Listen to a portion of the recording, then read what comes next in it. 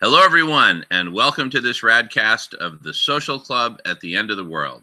I'm Jamin in the state of Washington. Happy to be joined by, from left to right, we've got Adam, also in the state of Washington, Buddy in New York, we've got Miles in Calgary, and we've got Tony in Hawaii. Welcome, everyone. And very, very happy to see everyone on the Social Club at the End of the World. Everyone is welcome to join, participate, watch. It's a totally open forum on various topics related to abrupt climate change and related problems, destruction of the biosphere, overpopulation, et cetera, and crucially, what are we as humanity going to do about this? And so I'd like to invite everyone to jump in at any time. Just to get the ball rolling, I'll just share kind of a bit of the latest on my end, which is that in late August, early September, I'm going to start a new campaign going to the largest tech companies here on the West Coast, starting with my alma mater of Microsoft. And dressed in my full Darth Vader costume, I will have two big signs. One that's many of you have seen that's got abrupt climate change, those words, abrupt climate change, superimposed over the Death Star from the original Star Wars. And the Death Star is shooting a big fat laser beam at Mother Earth and starting to destroy Mother Earth. And then below that is a caption that says, "Which side are you on?" The second sign, so that's the sign about the problem. The second sign I'll have there, these are big signs, 10 feet tall, up on appropriate wooden stands. The second sign says, "Solutionaries are the solution." Solutionaries are the solution. And underneath that will be an image of Princess Leia speaking a speech balloon. And the speech balloon will say, "Help us, Satya Nadella. You're our only hope." And I will be doing my musical performances, singing Spanish love songs, singing songs in English, and handing out flyers. I'll have a few friends, supporters, family there to be part of the conversation as people come by to find out what's going on.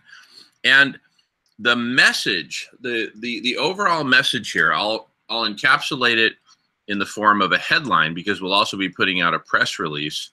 And the headline will read, "Former Microsoft executive rallies tech companies to join the race for solutions to climate change." That will be the headline. And the days that I'll spend on the Microsoft campus doing the performance and handing out flyers and basically stirring up awareness of this movement that I'm doing, that I'll be leading within the tech sector, is both an example of how solutionaries within a given sector of the world, not just sector of the economy, but sector of humanity, with a particular focus. It's an example of how solutionaries within one sector are coming together and publicly engaging in dialogue, discussion, exploration of what can this sector, what can our sector contribute to the problem of abrupt climate change and to the search for solutions. Now, the tech sector has some very important roles to play in this, but more generally, we need for solutionaries to, one, self-identify, and B, begin a process of coming together, uniting and organizing sector by sector. And we imagine, I and colleagues at Radish, we imagine and envision a coming together of the different communities of solutionaries around the world through a platform for collective intelligence, where we can collectively come to the table and basically say and explore scenarios like, for example, okay, if the tech sector contributes this and does this and this and this, what about the agriculture sector? What are y'all doing? What are y'all proposing? And what about the banking sector? What about the government sector? What about the religious sector? What about the manufacturing sector? What about the transportation sector? What can each of us bring to the table?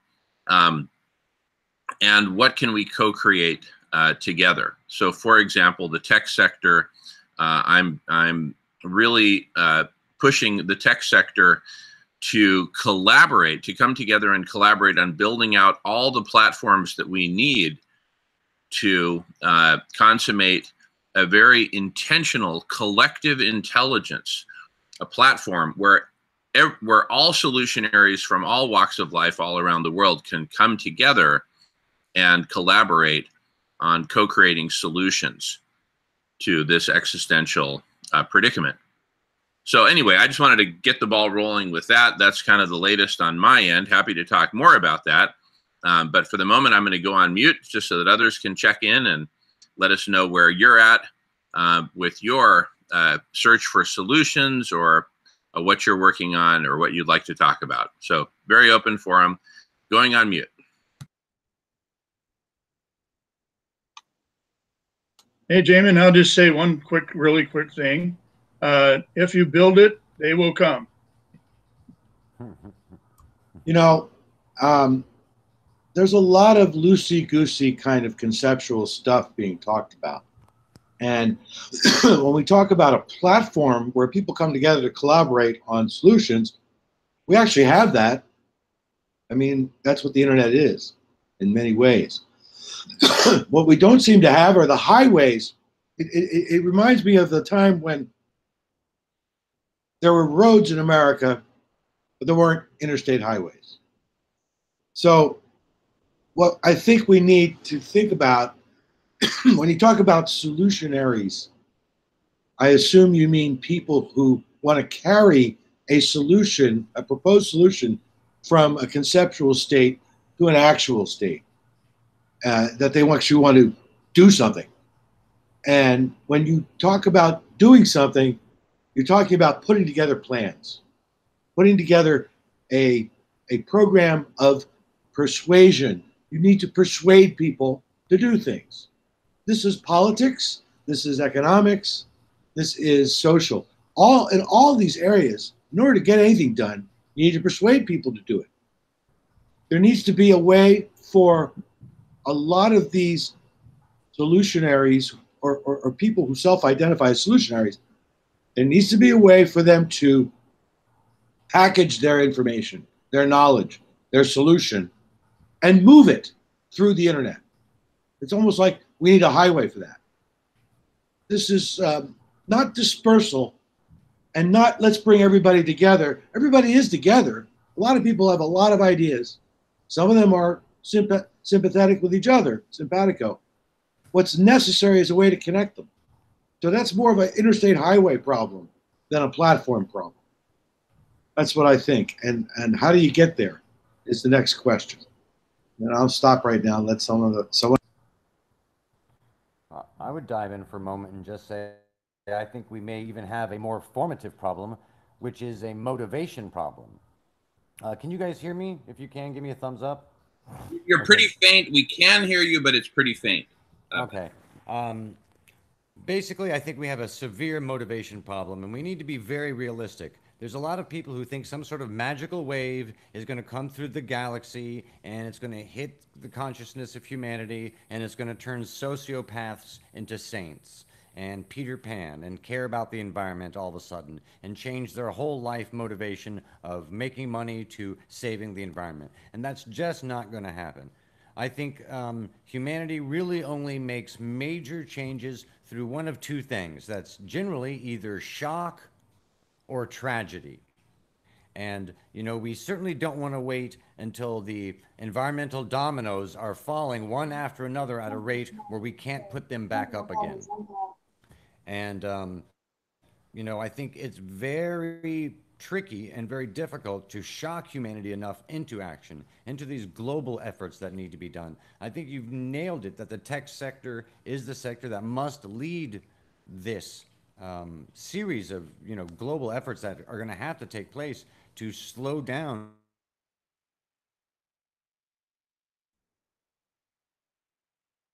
environmentalisms that are, you know, snowballing and growing. So, you know, the aware know that we're in the middle of a mass bioextinction and that population versus resources has a very limited future. So only true visionaries think about the future and think about how to fix things in the future. And I think you've nailed something about the tech sector for certain being the crucial avenue change, environmental, you know, plans. But anyway, I just think that we have a more formative problem, and that's the motivation at the highest levels. Great point, buddy.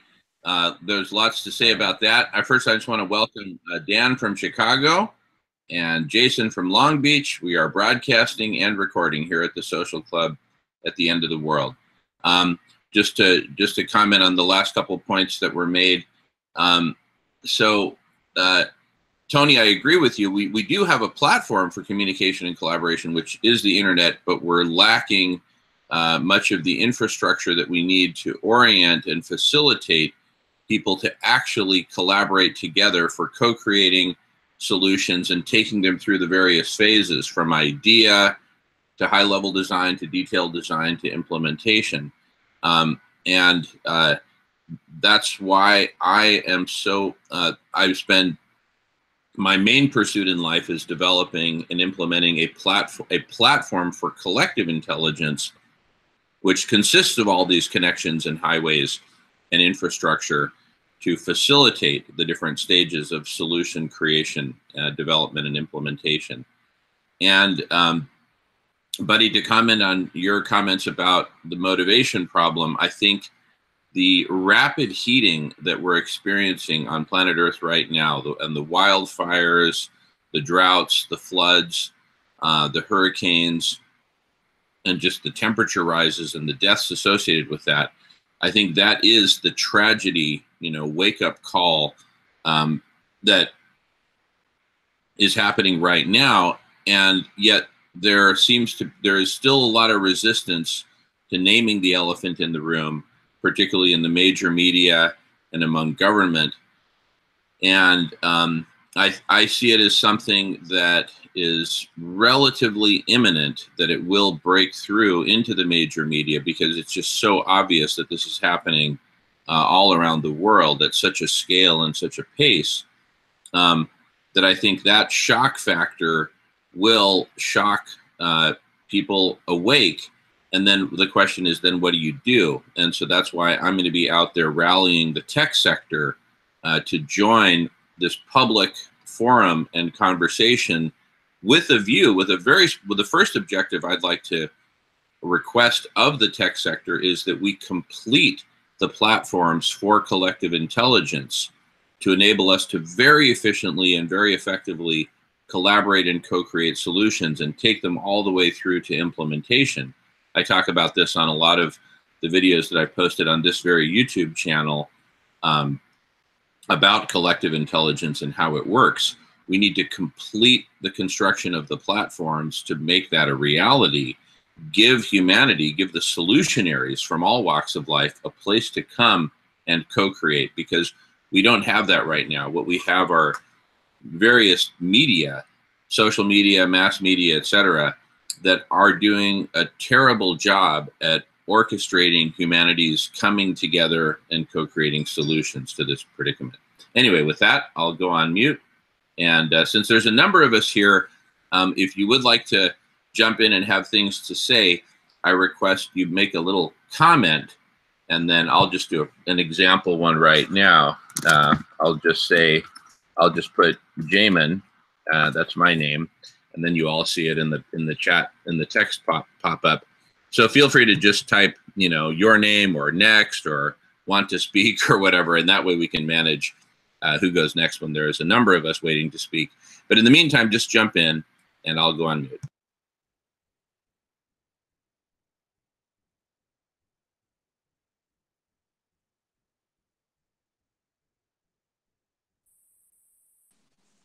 Okay, I'll jump in here. First of all, I'd like to congratulate Adam for that wonderful document, his white paper that he's created. I'm not participating in the conversation, but the recording from your previous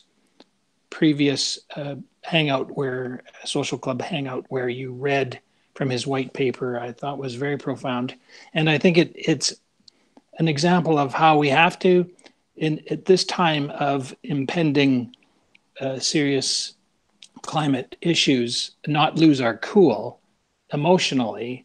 That's the biggest challenge as the heat rises, that we don't break down into civil disobedience and panic. So we have to, I think we have to actually start to connect to people very locally to reach out to them, to say we need to organize and make sure that we're going to be able to deal with these changes on a local basis as best we can, and keep connected to our other higher levels of authority in our governances as they are wherever you live, so that we don't deteriorate into a mass frenzy of panic. But anyway, congratulations, Adam. To that end, I've made a pledge not to purchase any more books until I actually start to do something on the ground locally in my community. But just the two last books that I've bought, one is Drawdown by Paul Hawken. Fantastic resource, I think, for us to all consider having in our library, or reaching out for a copy if you don't want to buy one yourself. The other book that I bought is called Sacred Instructions, by an Indigenous woman who I think has some profound insights on how we actually have to change our thinking, as Einstein said in 1946, to a higher level. And that is moving away from neoclassical economics to one where it is more of an attitude of sharing, and that we, this collective intelligence that we're talking about, it has to be something, in my opinion, that every citizen of the planet, every constituent of planet Earth has got access to it. In other words, it does not rely on a person buying anything to get involved. We have to move into a sharing platform, and then from that, legitimate opportunities to have a return on our time invested, which we do need, as long as there's money, and Adam can speak to how we can move away from that eventually, but we do need to still sustain ourselves. But I think this collective intelligence needs to be free access. So I'll just close with that. Great. Thank you, Miles. Go ahead, Dan. Yeah. Hi, everybody. Dan from Chicago. A couple of thoughts. It does. I agree with you, Jamin, in terms of what's happening this summer, 2018 in the Northern Hemisphere, is pretty fierce. Now, a lot of what's going on around the globe is not really reported very well in the United States. You have to search for it, be tuned into it. But it's pretty brutal. And as long as we all accept, and I'm assuming most of us accept, that we are now in exponential climate change, that means the probability that next summer in the Northern Hemisphere is going to be significantly more intense. And then just go ahead and, 2020, what's that going to be like? 21. And at a certain point, you'll start saying, wow, maybe Guy McPherson's 2026 call is not so far out. And then we have the Southern Hemisphere. The winter there will be coming as soon as we get out of this one that we're in right now, which still has about 2 months to go. So we're really in it right now, and I think that you know, the last form of denial that I think is going to be around is the time frame. So people will continue to say things like, we got to get our act together by 2050 or sooner than that, or 2100, and this is denial, because what it says is, calm down, folks. It's not that critical at this juncture. There's plenty of time for our scientists and our technology to deal with this problem. And again, that I think that's going to fall away very soon, as I've been, mentioning to various people in various forums. I do think that now is the time where the upper middle classes around the world are going to understand what they are in for. That they do not have special access to underground shelters somewhere to save themselves. That they are the class of people around the world at this point in time who kind of makes the world go round in various ways. When the professors and the doctors and the lawyers and the, a certain level of business people understand that there is no escape for them, that there's no place to run and hide, they are going to become very, very emotionally reactive. And that can go in different ways. But I think that's just about here. I personally encounter more and more individuals who are waking up, and are kind of, wow, this really is fierce. But we still have a certain level of denial. I think, and some of for a long time, I've felt that part of what needs to happen is people need to focus on what it's going to be like going through a rapidly unfolding dystopia. How are you going to behave when that happens? And by thinking about that, it perhaps will encourage people to also think about, is there anything that we can do before it gets there? But at this point in time, it just seems like we have an exponential function unfolding in terms of the warming, and time is short. And I do think it's, again, we all know that we are going to die. Everybody is going to die, and at a certain point, it's necessary to break through denial about that reality, which may be coming much quicker than had been anticipated. And I think, the way people are, you have to be able to contemplate that and say how you want to behave. Just a couple of other thoughts. Drawdown, which is a good book. I remember reading it way back when we first started the Social Club, as a matter of fact. And I was participating in a book club, and we used Drawdown. But the problem with a book like Drawdown, even though it has a lot of good information, interesting ideas about what could be done, it's talking in terms, if I recall, 2050. In other words, if we do these things by 2050 and have these things in place, all these various strategies, then that's going to be good. But I think at this point, you probably have to make the assumption 2050 may not be around, that it's happening very, very quickly. And there's all these things going on, the ocean currents, the jet stream has pretty much slowed down and become very wavy, because of the reduced temperature differential between the Arctic and some of the northern latitudes or the equator. And so we do. It would be very good to get people tuned into what is going on in various parts of the world. As long as the population remains ignorant, fundamentally, hardly anybody reads.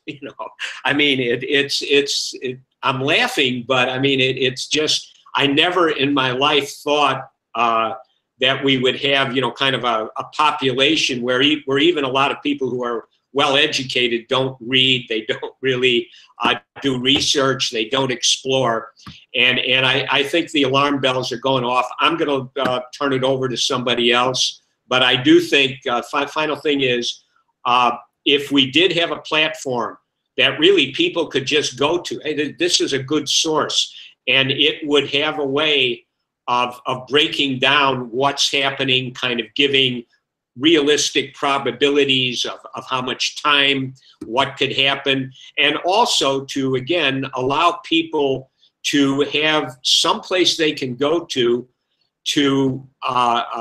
deal with questions about if we can't escape and, kind of death, a die-off is imminent, how do we want to behave under that circumstance? Do we, want to go Mad Max? Do we want to become cannibals? I'm sure a lot of psychopathic minds right now are going off on, kind of the cannibalism type thinking. I mean, it's just natural for a certain kind of individual to go that way. And, we're going to settle up all of our scores that we have, even though how much difference does it really make? So I do think these are things that need to be looked at. I'm going to go ahead and mute out and let somebody else jump in. Great. Thank you, Dan. Adam has signaled that he's next. And if anyone else wants to talk after Adam, just go ahead and type in your name into the chat window. Go ahead, Adam.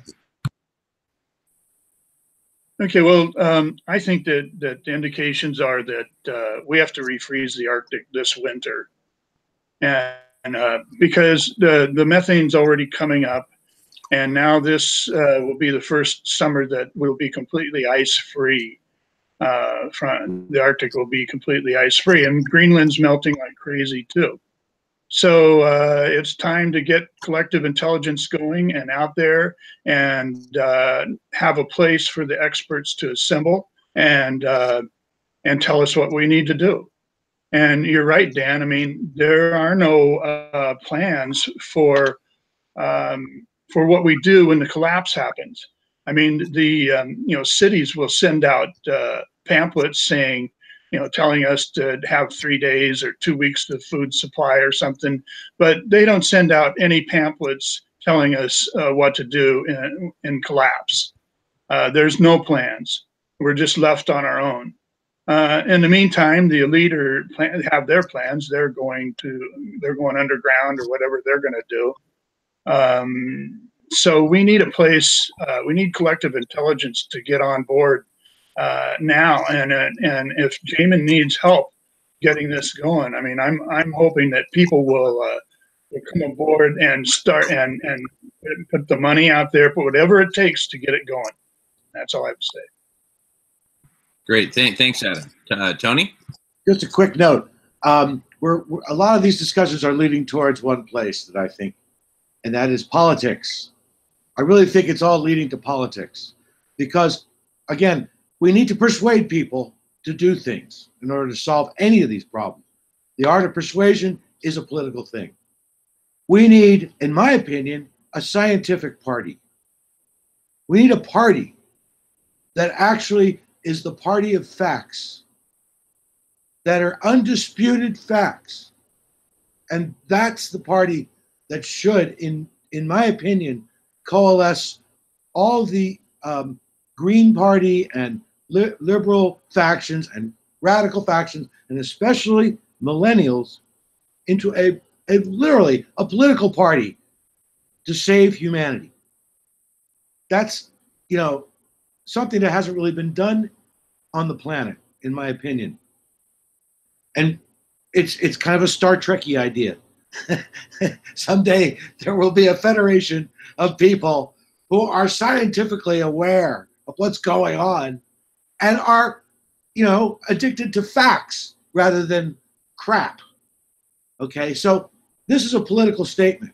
I would love to join the scientific party. That's all I got to say for now. Got to go soon. Thank you, Tony. Really appreciate your contributions. Dan is next, followed by Jamin. Go ahead, Dan.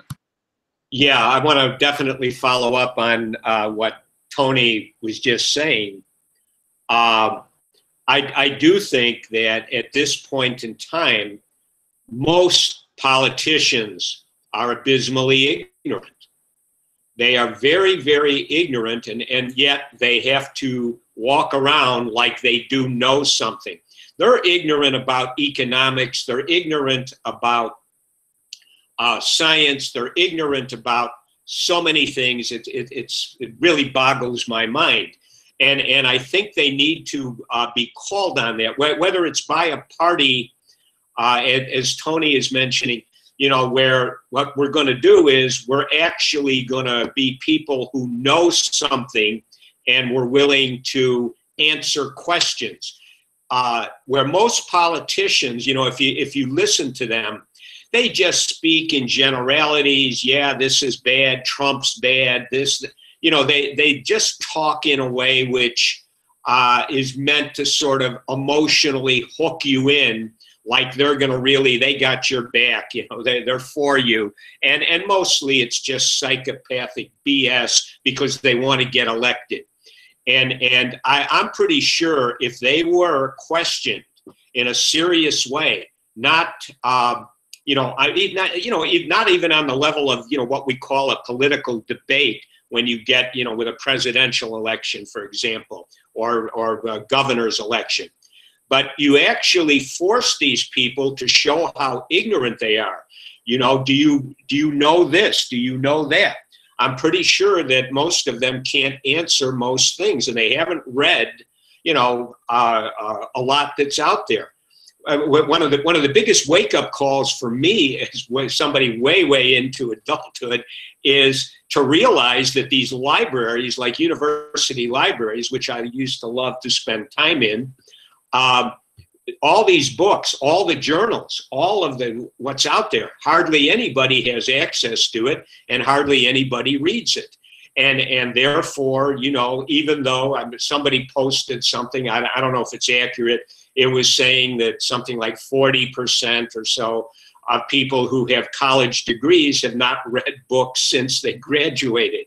That, you know, I don't know whether that's true, but I do know that the ignorance that's out there, even on just economic matters, is incredible. And so I do think either a party or some way of getting politicians or people who are able to speak the truth, particularly to power, and have some knowledge, it's very, very important. And I'm going to mute out, and Jamin, give it to you. Great, thanks, Dan. You know, building off this idea of a political party, a scientific party, a party based on facts, in a sense, that's what we're doing with the solutionary movement, by bringing together the solutionaries of the world who are facing reality and do deal in facts and actual solutions, as opposed to, you know, just talk. We're creating what I believe is what will evolve to be a new form of governance. And the reason I'm so confident about this is that as the solutionaries embrace the platforms for collective intelligence and acknowledge that one of the facts is that that in our current modality of life, we're simply collectively too darn stupid to change the course of the aircraft carrier that we're on. And that we need a massively higher form of intelligence, or a new level of thinking, as Einstein said. So imagine a world in which the solutionaries come together through whatever combination of platforms, and they work on improving those platforms so that more and more people can come together and join in the quest for solutions. By manifesting a massively higher form of intelligence, this body of solutionaries, I think, will gain more and more power, including political power, because among the solutions that they will develop, that we will develop, will be political solutions, PR solutions, marketing solutions, solutions for summarizing and giving access to facts and information in a way that's drill downable, like Wikipedia, where you can just drill in and there's supporting references and whatnot, so that we can all have the benefits of the facts and of the solutions that are on the table. And I think this will give way to a new form of governance generally, like, for example, holacracy, kind of an evolution in democracy that is holistic, that everyone participates in, that's fully transparent, and where you don't have leaders, but you do have rules. So an absence of rulers, but very well-established rules. So I think that collective intelligence and holacracy, a new form of governance, will go hand in hand. And with that, I'll turn it over to Adam. Go on mute. Oh, hi. Yeah, I like what you said, Jamin. So I just wanted to present this one idea. So we have modeling programs, you know. So say we have the best modeling program in the world that models climate science, climate change. My question is, what numbers would we feed into would we have to feed into that model to get it to produce to give us the prediction that we have sustainable life? So let me say that again.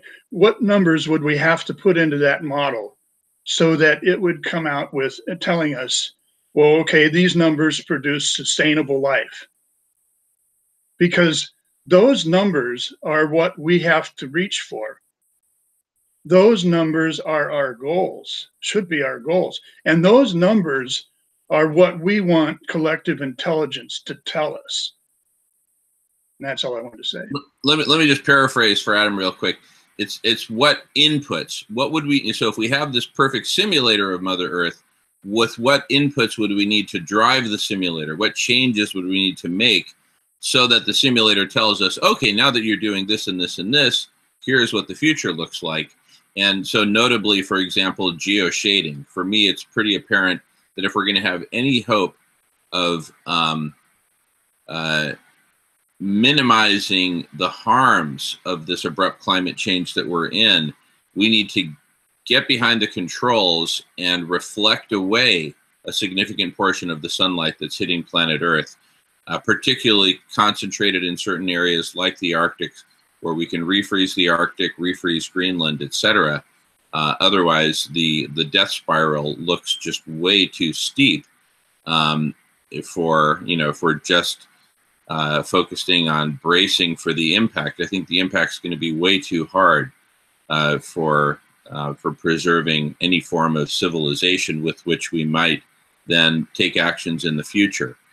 So anyway, I just wanted to clarify what I think Adam was saying about having a model of planet Earth, and with what inputs do we need to drive that model so that we drive ourselves toward a path to life, to paraphrase Adam.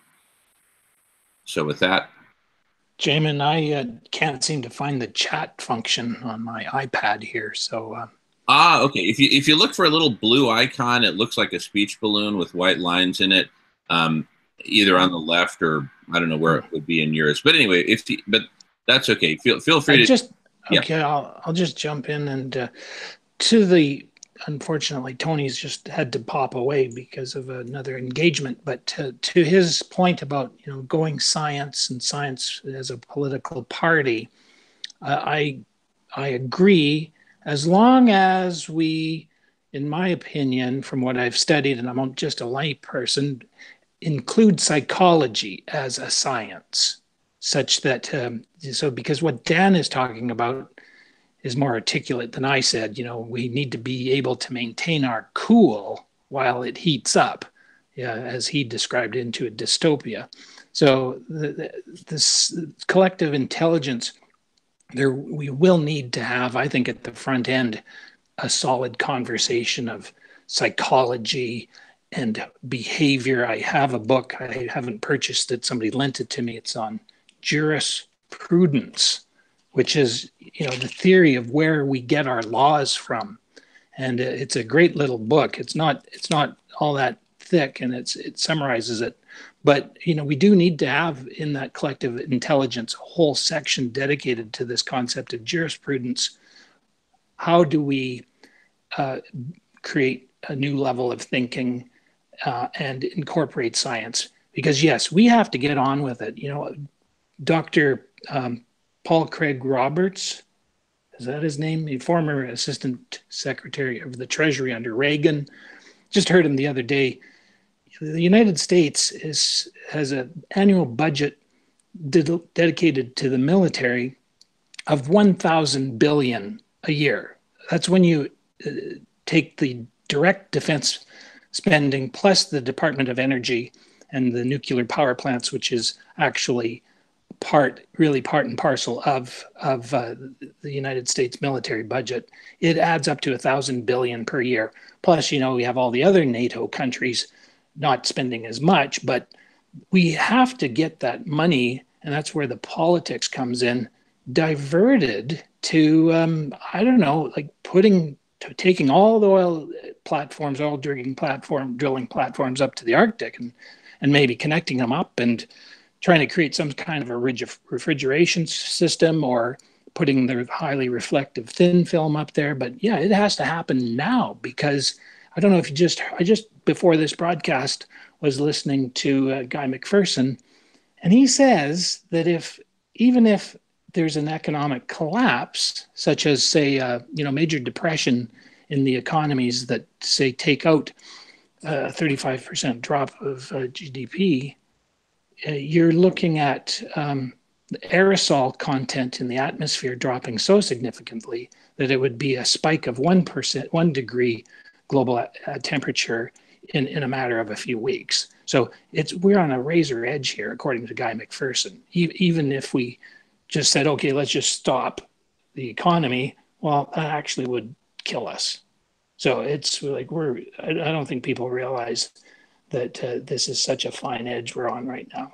But it's going to take mobilizing all those military budgets and those military personnel and everybody else to try to refreeze the Arctic, get reflection going, keep the aerosol still up there so we don't, take out the shielding that we do have.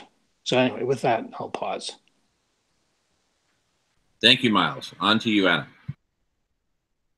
Okay, I would like to reply. So I went to a meeting on April 26th where Professor Guy McPherson was, and I asked him if he could get together with some experts and put together a list of things that we would have to do to survive. And essentially, that's what I just said. We need what numbers would we have to feed into a modeling program that would show us the way out. So these numbers are critical.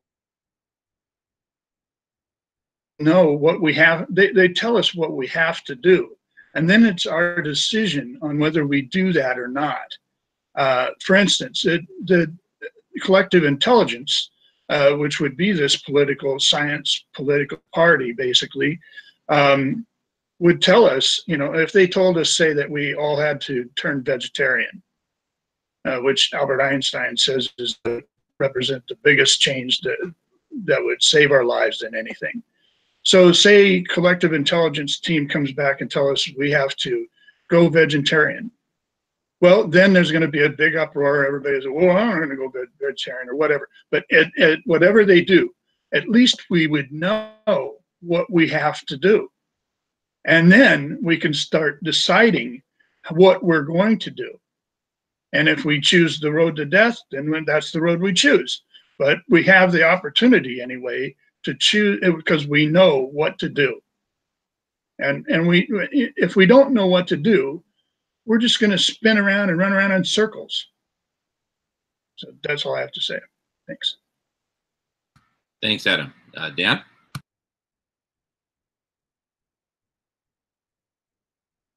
You're muted, Dan. Yeah, sorry about that.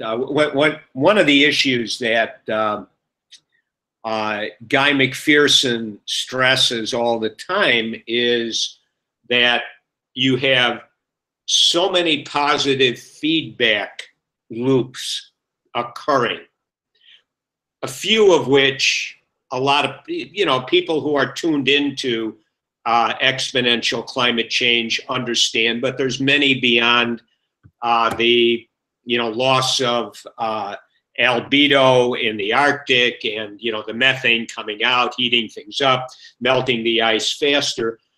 And what he seems to be saying frequently is that it's essentially too late, folks, that the planet itself is moving very, very rapidly from one state of stability to another state of stability.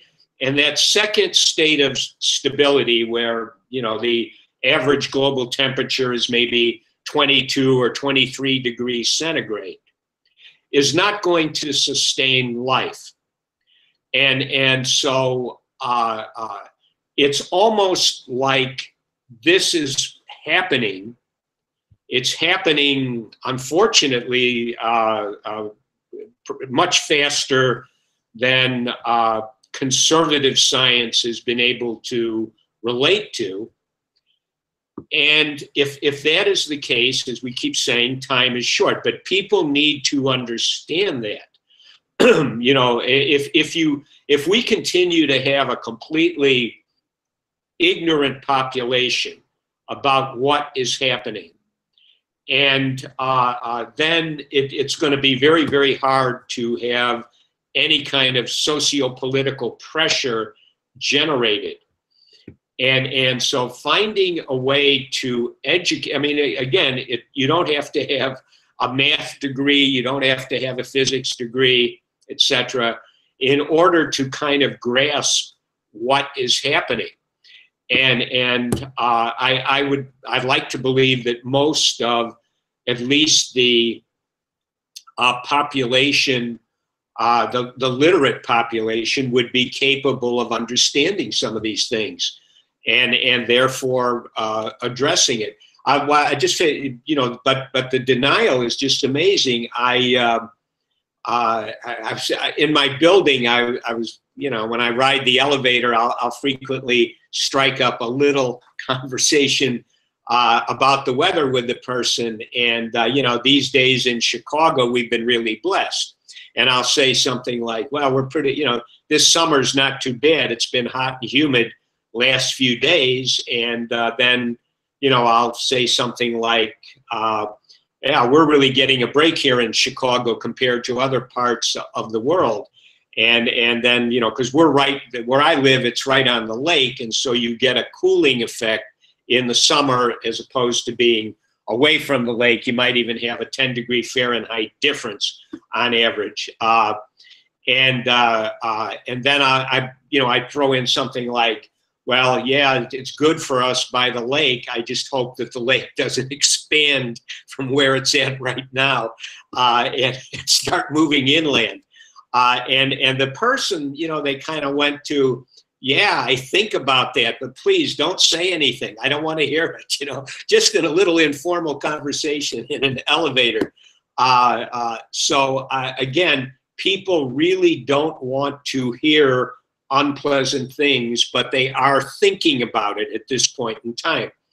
And I think that being able to get people who do understand, whether you call them solutionaries, to actually force politicians to speak to some of these issues. Find out, I remember the interview that from 2015, I think it was, I saw it not that long ago, where Guy McPherson is talking to Paul Ehrlich.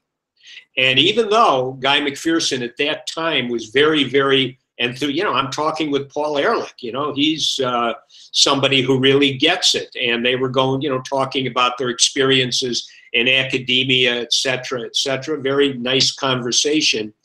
But I did sort of still notice, even with Paul Ehrlich, that there just wasn't that willingness to, step out of the box as Guy McPherson has done. And I think people, whether it's Paul Ehrlich, other people who are scientists, there needs to be a willingness at this point to stand up, sound the alarm, let the upper middle classes around the world realize that what they're in for probably, and that it's now time to act. I'm going to go ahead and mute out. Yeah. So really good points, everyone. One thing I just want to observe is that a lot of folks who are tuned into the facts have been identifying and articulating what needs to happen for decades. The militaries of the world need to stop fighting and focus on healing the planet, whether it's geoshading or other forms of geoengineering. That's one example. The people who have the information, they need to put pressure on politicians. This needs to happen. That needs to happen. People need to stop eating so much meat. People need to stop having so many babies. This needs to happen. That needs to happen. I think what needs to be acknowledged is that just having knowledge of what needs to happen is obviously not enough, right? Silent Spring was written way back in the 60s. We've known since the 60s of lots of things that need to happen if we're going to survive. So what I think needs to happen is that we need to have the discipline to finally build the platforms for collective intelligence. We need to recognize that us just doing our thing, going about our lives, and yes, identifying what needs to happen is not enough. It's simply not enough. And I think the missing link is this massively higher form of intelligence, which is totally possible for us to create, that once we have that, then we will be able to identify not just what needs to happen, but what needs to happen in order for that to happen, right? How do you get the militaries of the world to transform their trajectories and start healing Mother Earth, where there's a whole bunch of political and cultural and media and PR and other solutions that need to happen in order for that transformation to happen, in the case of the military-industrial complex, or in order to transform agriculture from modern agriculture, green revolution, to holistic land management. We absolutely need a massively higher form of intelligence. Otherwise, I feel like we're just going to keep spinning our wheels and spinning down the death spiral, which is why, per my comments at the very beginning, I'm focused, very laser focused on building out these platforms and, in fact, rallying the entire tech sector to join with us in building out the platforms for collective intelligence. To paraphrase Jaws from the 70s, we need a bigger boat. We need a bigger intelligence in order to make these things happen that we know need to happen. But the pathway to get there, I believe, is collective intelligence. So Adam's going to speak next, followed by Dan. And Miles, if you want to interject at some point, if you could just kind of raise your hand, and then I'll type your name in for you if you don't have access to the text thing. Going on mute. Go ahead, Adam. Hey, so yeah, so what I wanted to say was, and respond to your idea, Jamin, that we have lots of things that need to happen. I mean, so it's kind of like having, if you work with plans and you're building, something like a huge, like a wastewater treatment plant or something, you're going to have a big, thick set of plans. Well, so those plans tell the contractor how to do all the construction. It gives an organized set. Right now, all we have are a bunch of pieces to the plans. They're not assembled into a set. So we look at it and we say, oh, well, we have to do this and we have to do that. But nothing tells us as the overall picture. Nothing puts it all together. I wrote this Road to Life plan, and it does the best that I can to put this plan that's set together. And it's up to collective intelligence to fill in all the details. It dovetails perfectly with collective intelligence. And so, yeah, I'm looking forward to collective intelligence coming out. So that's all I wanted to say. Thank you, Adam. Go ahead, Dan. Yeah, and some Miles, I got you. Some additional thoughts about working with the high-tech sector, and with, you know, at this point in time, I'm tangenting a little bit, but I do think it hooks in.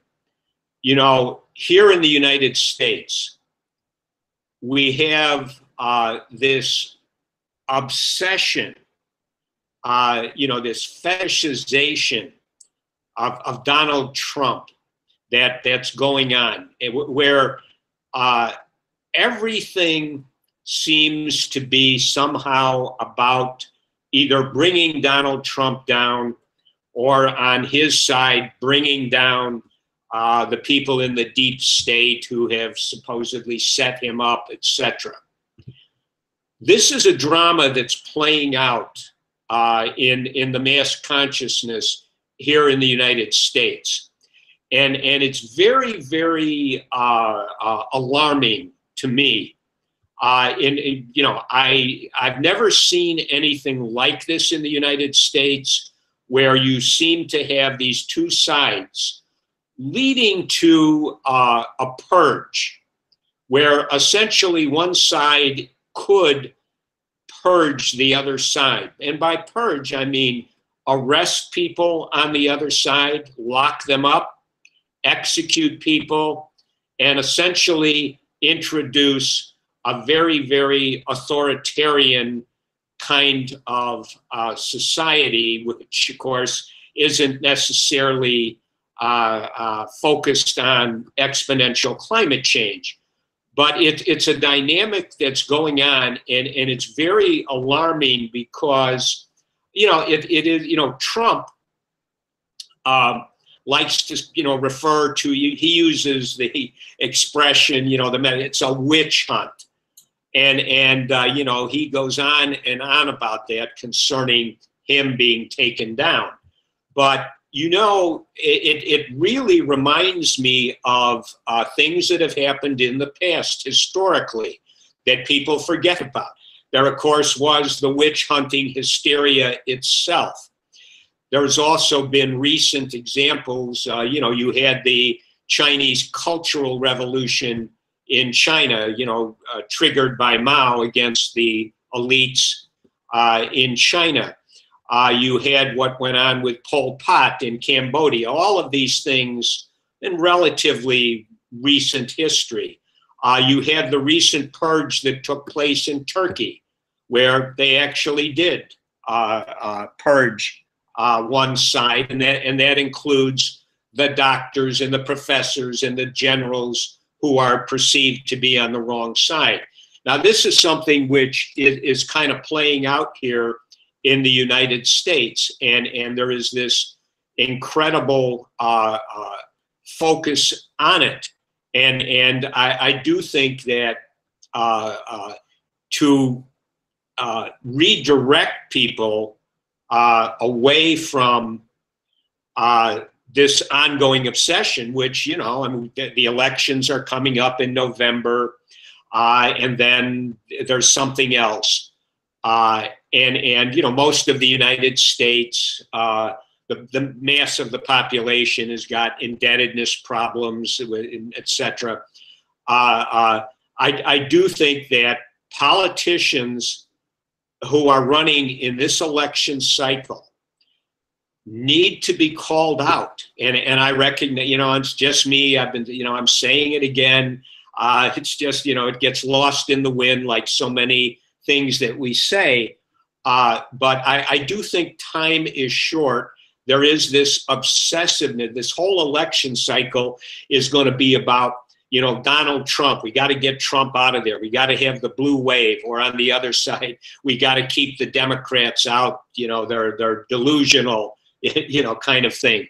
And so this has to be interrupted.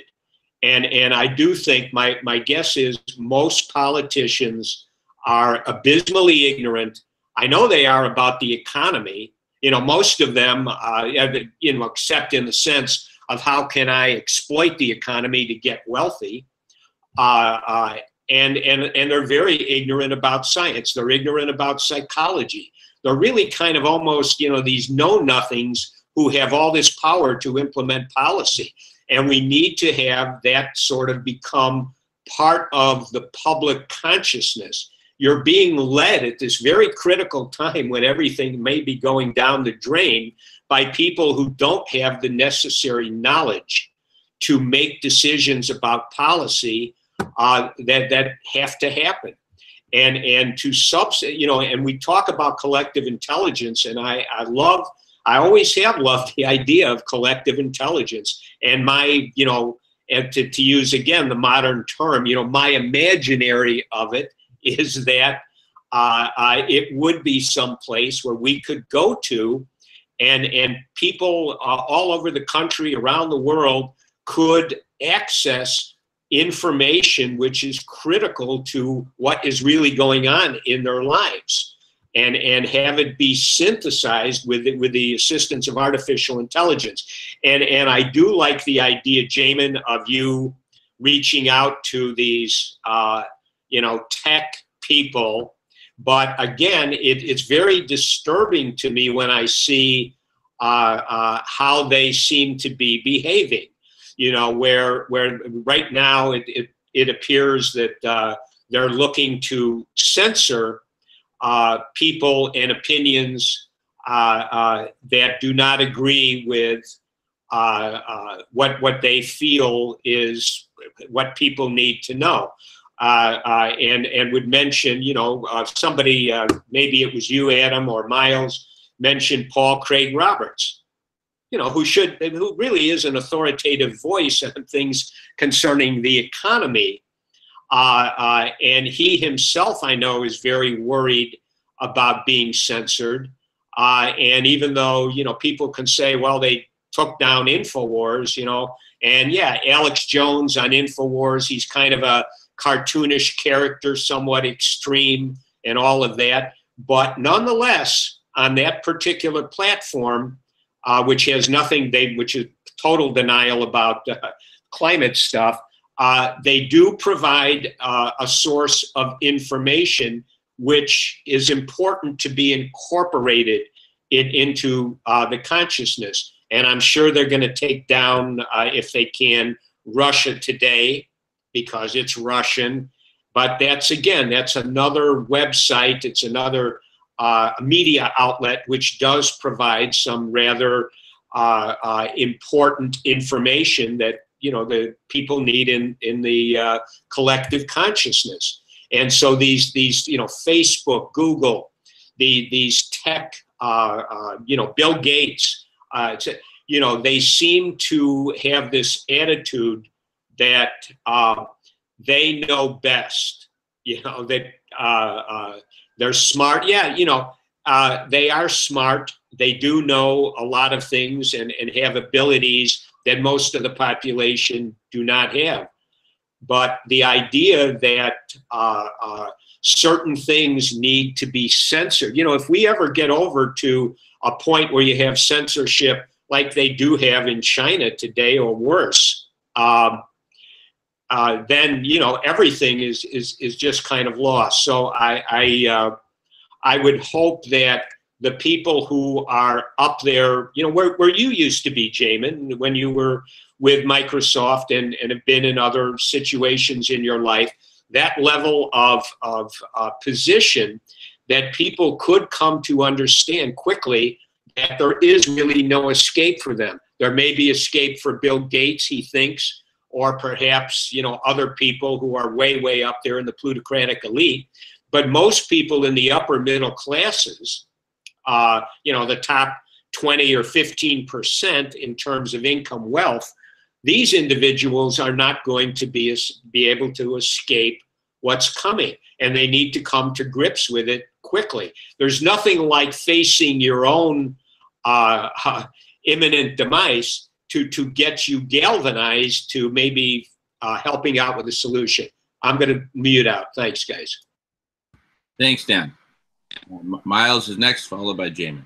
Go ahead, Miles. Okay, following up on Daniel's comments, and his last statement there was, nothing gets you to wake up like the thought of your imminent demise.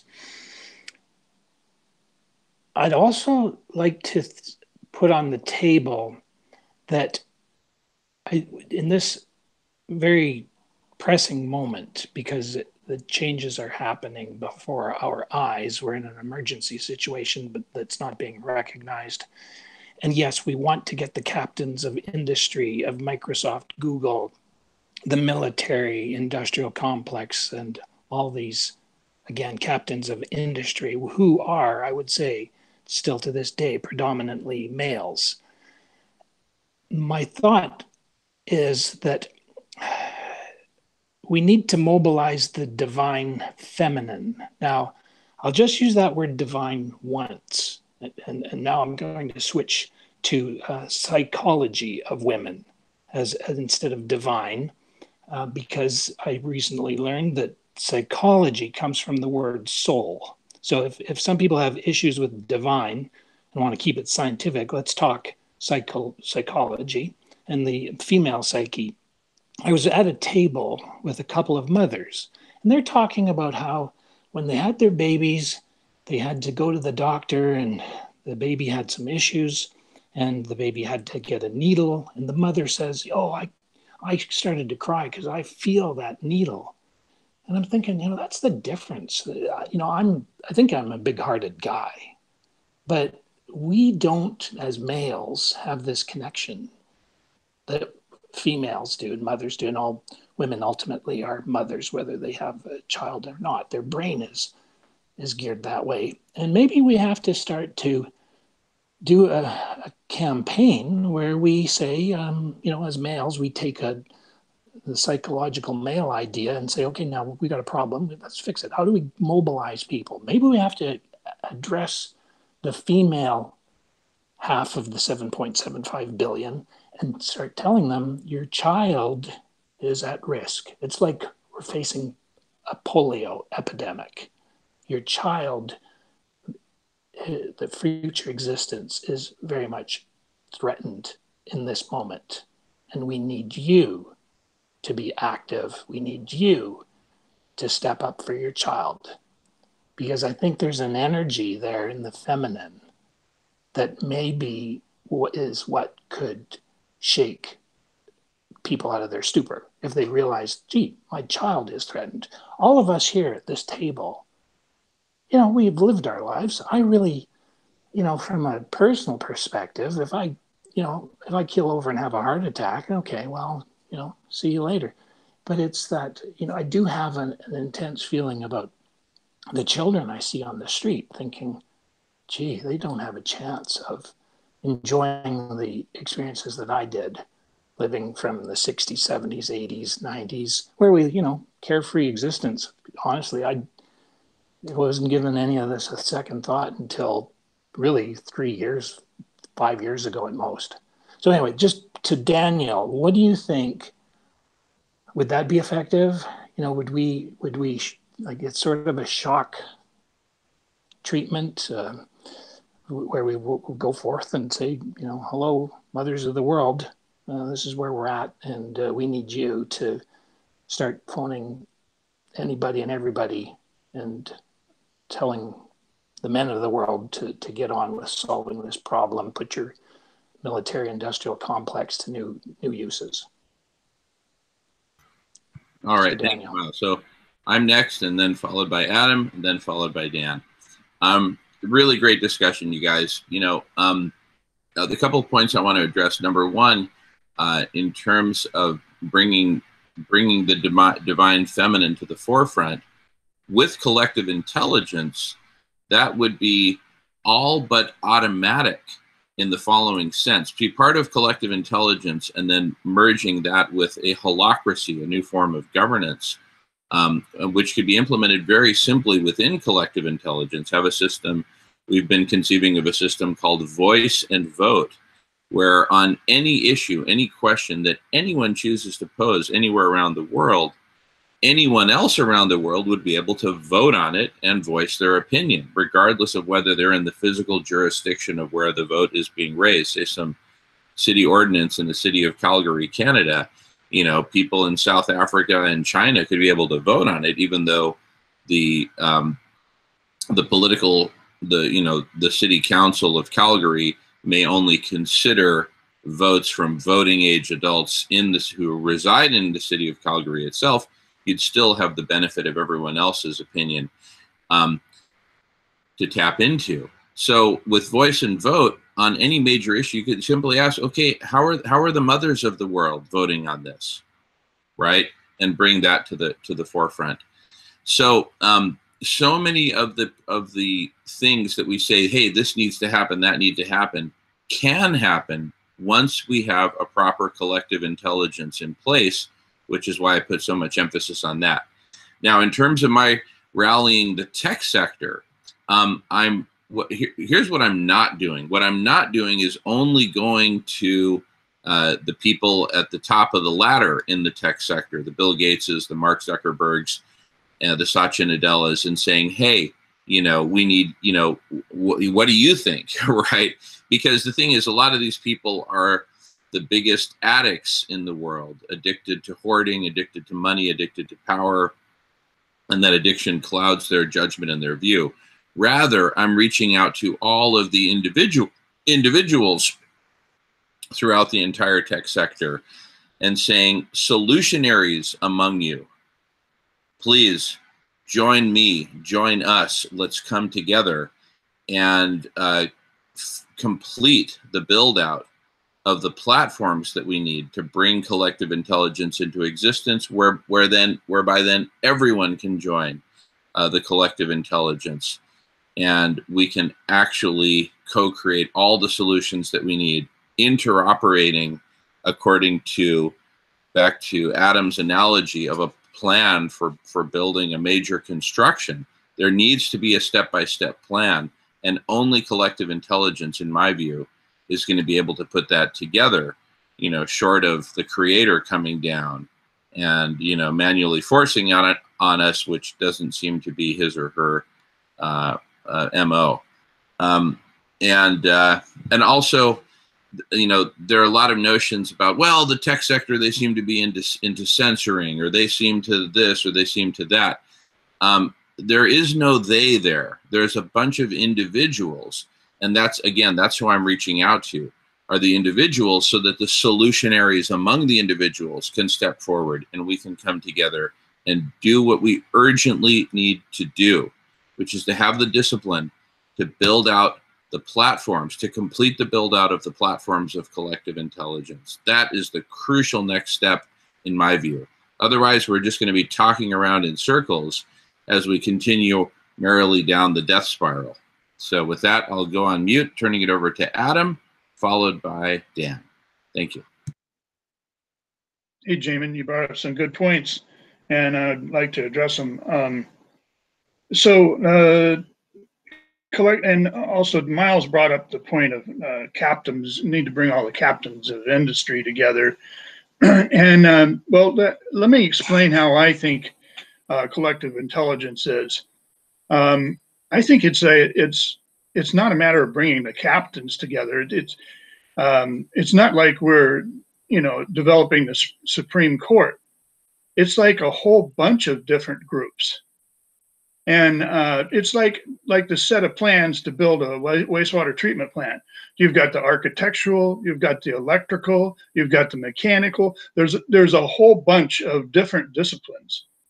And so in in this climate change, abrupt climate change issue, we have a whole bunch of different immediate needs. And I think that what if we build it, they will come. So I'm thinking that what would help maybe collective intelligence would be to start putting up a bunch of blanks. So you make the order, and so you start populating the collective intelligence engine with places for people to start filling in, like refreezing the Arctic.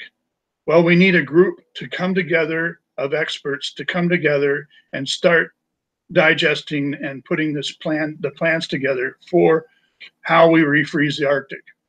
Or say population control. Well, we need a group to come together to tell us, of experts to come together and tell us how we reduce the population. Now that group could definitely include women, and it should. So I mean, it's not just that you're the leader of a corporation or or an expert of some kind, but you could be like a mother and have some very valid opinions. And also in collective intelligence, the way I see it, and please correct me if I'm wrong, with collective intelligence, part of what's the optimization end of it is that anybody in the world can go on collective intelligence and pick one of these categories and say, I want to make a comment. So they pick a category like population control, and they make their comment on that category. And then the computer system of collective intelligence rates that comment along with all the others and brings it to the attention of the team according to its relevance. So I think that when we start making a set of plans, we start by saying, well, who's going to fill in the architectural and the electrical and the mechanical and the plumbing and all this different stuff. And that's what I think collective intelligence needs to do, or Radish, is start this list that we can start populating. Thanks. Love it. Dan, you're up. Yeah, and this will be my last comment, maybe a relief to some people.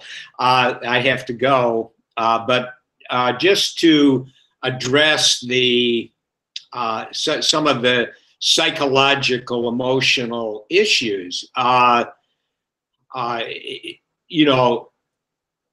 People, as long as I remember when I was a child, and we used to do these drills. Get under your school desk in case an atomic bomb is dropped.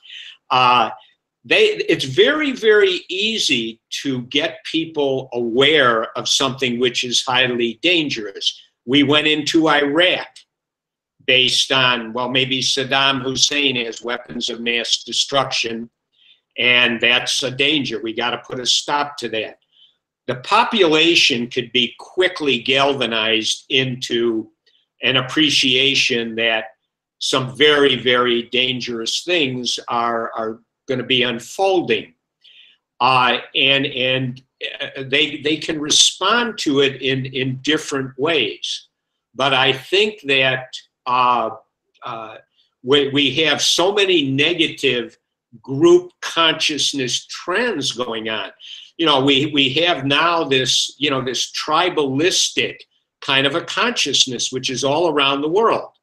And you're in this tribe or you're in that tribe. Here in the United States, it's we have the identity politics, and everybody's got these identities, and everybody kind of doesn't like everybody else who's not part of the tribe. This is all divisive. It ignores what is really happening. And I don't think that, on the part of a lot of people who are in positions of power, who are very tribalistic, that their attitude to some degree would be, you know, I don't care if that country over there goes under. We have overshoot in terms of population.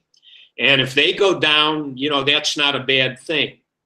And if it's climate change that brings them down, so be it, or whatever else. And so, you know, these are that's a question that needs to be, it's an ethical issue. Is it okay to depopulate the planet through warfare, you know, biological warfare, letting climate change take down certain areas? But if people do not understand that there is serious danger that's coming, or it's really here, and how do you want to respond to it? As long as people think 2050, we got till 2050, we have till 2100. You know, we always solve all our problems. We've done it in the past. No need to be alarmist. Let's be calm. Let's not, you know, go off the deep end. As long as that remains, it's going to be a serious constraint on action being taken. And so anyway, guys, I've got to go. You know, again, as always, I really appreciate being able to, you know, get together, talk about things, and I'm going to look forward to seeing everybody next week for Social Club at the End of the World. And it is the end of the world, guys. We gotta remember that. All right, I'm going to take off. See you all soon. Take care. Thanks, Dan. Have a good day. We'll see you soon. All righty. Well, I don't think anyone's queued up next unless Miles was raising his hand, but I didn't notice. Yeah, I got to sign. I've got to sign off too. It's a great conversation, and yes, it's a matter of getting this platform together, getting people changing their thinking, contributing to the collective consciousness, the collective intelligence. It was Hegel. I'll just wrap up by talking about something I've just got here written down in this book on jurisprudence. It's the Cavendish Law Series card. And Hegel, I don't know a lot about him. He was 18th century philosopher. One thing that struck me was when he said that everything we've learned, experienced, both on a conscious and unconscious level, does point us all in the same direction towards truth. And his concept of the dialectic is very profound. And the dialectic was first set out by the German philosopher Hegel, who argued that all existence resulted from pure thought or reason based on Volksgeist, or in other words, collective consciousness. So, you know, this collective intelligence is also going to be a collective consciousness. And I'm, you know, pretty hopeful about it. We take the thesis and the antithesis to create a synthesis through both this collective intelligence, which brings together a collective consciousness. So all the power to you, Jamin. Adam, I think your writing is really up there. It's the higher level thinking that's part of it that we need. So good night, guys. See you next time. Great to see you, Miles. Thank you. Enjoy your trip out there. Thank you. All right. Well, you know, let me comment that the collective intelligence, the platforms required to manifest this collective intelligence. We've made very good progress in the last year plus on Radish building out our first version of these platforms. But you know, I've come to the realization that because of the urgency, it doesn't really make sense. And yes, Adam, definitely in a moment. Because of the urgency, what really makes the most sense to me is that we rally together others in the tech sector who can join us in completing these platforms. In other words, if my small organization, Radish, just tries to do this on our own, we're only going to get but so far in the time that we have. But if we rally together all the solutionaries in the tech sector to look at this and say, okay, you know, what do we need to build? You know, I will, of course, share everything that we're doing on Radish for platforms for collective intelligence, but all ideas are welcome. And we really need to get all hands on deck to build out these platforms so that we can achieve all the things that we're articulating on these video conferences that we need. Collective intelligence will get us there. Without it, I think our collective stupidity is going to prevail as it has in the past. And so what I'd like to do is put out an invitation to everyone who would like to join me in rallying the tech sector.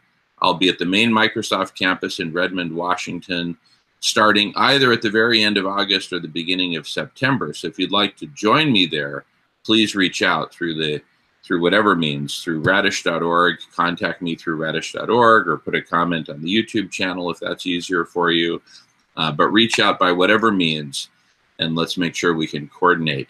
Because I think having more of us there will help to, because the cool thing, I worked on the Microsoft campus in Redmond for 6 years, and I can tell you, I don't know, there's probably must be 100,000 people milling around the campus on a daily basis. And a lot of those folks are really, really smart, and a lot of those folks get it. And what we are literally doing is inviting these all of us folks to come together and collaborate in conversation to say, okay, how do we bring the rest of the tech solutionaries together? How do we make this a big story? And so I'll be putting out press releases to the media. Again, the headline: former Microsoft executive rallies tech companies to join the race for solutions to climate change. With that rallying cry, I want to get in the media and start having this conversation in the media. But given that the media seems very reluctant to cover the reality of abrupt climate change and the imperative for solutions, it may be that our most effective medium or media are the blogosphere, Twitter, social media, techies connecting with other techies, bringing more and more solutionaries into the conversation so that we can together collaborate, coordinate, build out the platforms that we urgently need for collective intelligence to come up with all the solutions that we need and all the details. With that, I'll turn it over to you, Adam, and we'll probably wrap up here pretty soon in the next few minutes. Going on mute. Okay, well, what I want to say is go back to the if we build it, they will come. And so, you know, imagine in your brain a flow chart, and it's full of empty boxes. Well, let's start naming those boxes, and then send out, requests to people and say, hey, can you join this box? We need your expertise to join this box. We need to fill in, because this represents the plan for the way out. I mean, you can look all over the internet and you can find all kinds of presentations, shows, lectures, everything about what the problems are. And most of those problems, suggest their own solutions, but nobody puts it all together. Nobody puts it together into one big plan. And so I see collective intelligence as the place to do that. But like I said, we need to have that flow chart that gives us the guidance. Otherwise, you ask them to join this plan or join this effort, but they say, okay, well, I'll join, but what do I do? Well, if we give them the blank boxes to go to, then they know what to do. And then they will join, and and then we'll start it, and then they'll say, oh, well, collective intelligence doesn't have this. We're going to have to get this happen. We're going to have to get this technical detail worked out fast. So then they're going to start jumping in and helping and getting it all going. But it seems to me that it's complicated a little too much. It's like it needs to be simpler. It just needs, all we need to see right now is like this flow chart with the boxes that we have to fill in. I love it, Adam. I love it. And in fact, so what I'm envisioning, and I'll bring this up to the rest of the Radish team later today when we meet, is that we build out precisely that flow chart as a flow chart where for each of those boxes in the flow chart, there is an ongoing series of conversations that you can join, that anyone can join who has the expertise to contribute to that particular box in the flow chart. Absolutely essential. And I think I'll do that first for the flow chart for the platforms for collective intelligence themselves, so we get those platforms built out as quickly as possible. And then, of course, we'll use all these platforms for collective intelligence to map out the bigger flow chart of how do we heal, to the extent possible, our spaceship called Mother Earth. So really good point there, Adam. All right. Well, with that, we're getting close to the end of our time. Adam, I'll give you the last word if there's anything more you'd like to add, and then we can wrap for now.